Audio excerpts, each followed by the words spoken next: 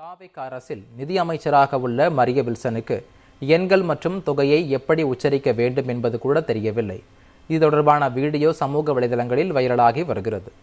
Budget தாக்கலின் போது நிதியமைச்சர் Maria Wilson ஆற்றிய உரையில் எண்ணற்ற உளறல்கள் வெளிப்பட்டன.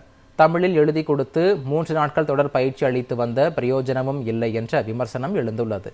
ஒரு மாநிலத்தின் நிதியமைச்சருக்கு தாய்மொழியில் சரியாக படிக்கவும் தெரியவில்லை, எண்கள் மற்றும் தொகையை உச்சரிக்கவும் தெரியவில்லை. மரிய வில்சனால் அப்பதவிக்கு மிகப்பெரிய அவமானம் என்றும் பலரும் சாடியுள்ளனர். பல ஜாம்பவான்கள் அலங்கரித்த நிதியமைச்சர் பதவியை தற்போது ஒரு தத்தி அலங்கோலப்படுத்தி கொண்டிருப்பதாக கண்டனங்கள் எழுந்துள்ளன. நிதியமைச்சர் பதவிக்கு மரிய வில்சன் தகுதியற்றவர் என விமர்சனம் எழுந்துள்ளது. இந்நிலையில் சமூக வலைதளங்களில் வைரலாகி வரும் மரிய வில்சனின் உளறல் காட்சிகளை இப்போது பார்க்கலாம். 40,041 40,012 412 40,041 40,012 412. தாவேக அரசில் நிதி அமைச்சராக உள்ள மரிய வில்சனுக்கு எண்கள் மற்றும் தொகையை எப்படி உச்சரிக்க வேண்டும் என்பது கூட தெரியவில்லை. இது தொடர்பான வீடியோ சமூக வலைதளங்களில் வைரலாகி வருகிறது.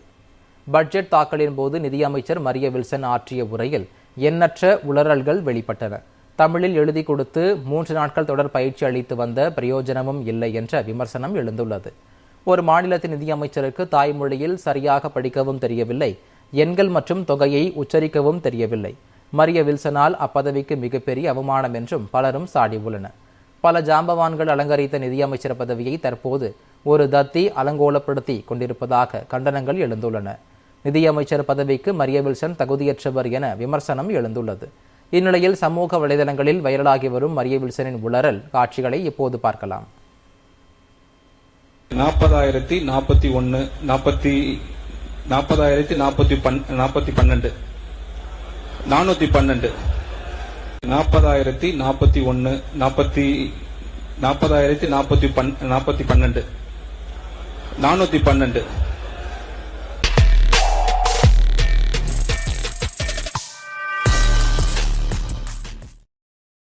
தாவேக அரசில் நிதி அமைச்சர்